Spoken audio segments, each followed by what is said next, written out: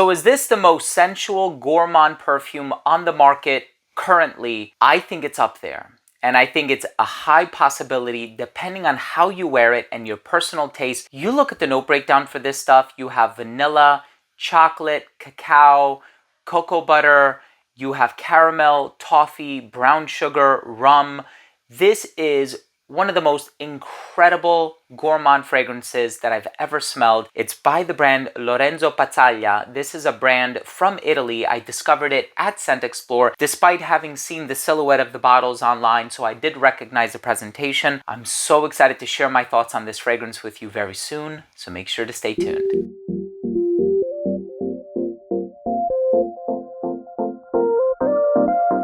Now, before I begin today's episode and I give you my thoughts on Sugar Kisses by Lorenzo Pazzaglia, it's an Italian brand. I just discovered the majority of their offerings at Scent Explore this past weekend. I want to start the video off by saying that if you're a fan of fragrance-related content, please do consider supporting the channel by subscribing to it. Hit the bell icon and please give this video a thumbs up for the YouTube algorithm. It would really mean a lot to me. Look, this has the most incredible gourmand note breakdown that I have possibly ever seen before. I know a lot of gourmand perfumes, they do tend to tinker around with some really unconventional notes, and I get that. But this has some tried and true ingredients. You have the coconut, vanilla, chocolate, cocoa, toffee, caramel, brown sugar, rum. This is absolutely phenomenal, and I sprayed it on the test strip and then I had to spray it on skin, and I am completely enamored by it. You will fall in love with the gourmand goodness that Sugar Kisses has to offer. Nevertheless, I'm excited to give you my thoughts on the smell and how it transitions and evolves on my skin. Let's start things off with a quick look at the presentation first.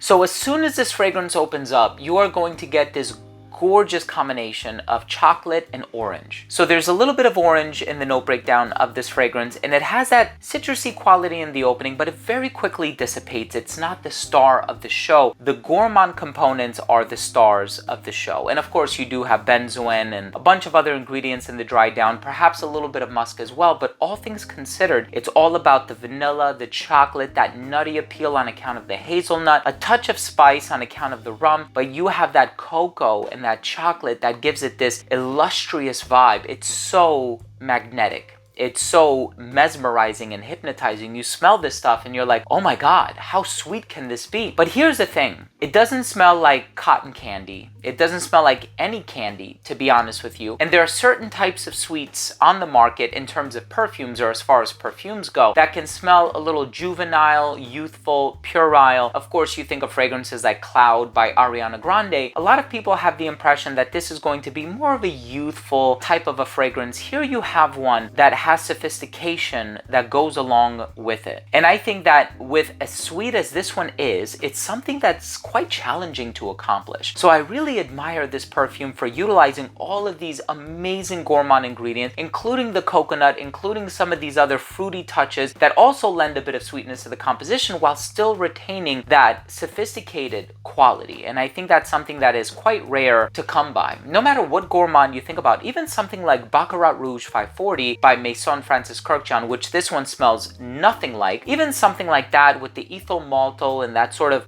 candy floss vibe that is found in there, there are some people who say, you know what, it smells a little, young, or for lack of a better word, youthful, right? I don't want to say childish because I don't think it's childish. I think even that has a certain level of sophistication, but here it's been amped up sevenfold. And I love this fragrance. Long lasting, totally unisex. And of course, I tried many other fragrances from this brand, and let me tell you something. I'm going to be covering so many fragrances from this brand because from beginning to end, there was not one dud in the collection. There's no filler. There's not one fragrance where you could say, and you see I'm kind of losing a hold of myself here, I'm getting too excited. There's not one fragrance in the collection where you can smell it and say, you know what, this one is filler. This one you can skip over. This one is, no, every single fragrance has something really profound about it. There was a heliotrope and almond fragrance that I loved. There was another one with cherry that I really enjoyed. And he also showed me a leather-based offering that was quite unique, not sweet at all, but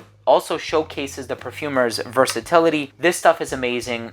I know Lucky Scent carries it. I'm gonna check to see what other retailers carry it. This is not a sponsored video. I'm not getting paid anything. And the link to this product is also not an affiliate link, but I am gonna drop a link down below if I do find something online that is going to be convenient for you to A, sample it, or if you feel compelled enough to buy a bottle of it. Let's go ahead and finish things off with my overall assessment. So first up, in terms of the uniqueness and the overall smell, this stuff is incredible. Of course, you think of orange and chocolate. I thought about Symphonium by Xerjoff. I thought about Imperial by Navitus Parfum, which I've worked on, but this is so different. Longevity on this stuff, 10 plus hours, incredibly long lasting. Everything that I've tried on skin from this brand, and I tried about 6 fragrances from this brand so far, has been super long lasting. Projection was amazing for the first hour and a half of application. It radiated just a little bit beyond an arm's length. It became an elbow's length scent right around hour 7, 7.5, a skin scent right around hour 10. In terms of the versatility, perfectly unisex, dressed up or dressed down. This one I would wear now in the colder weather, so fall and winter, and I think anybody of any age can pull this off. The sweetness might appeal to somebody a little bit younger, but like I said, there's also a really nice dose of sophistication that comes along with this fragrance too. And of course, in terms of the presentation is quite wonderful. I love the dedication here on the front.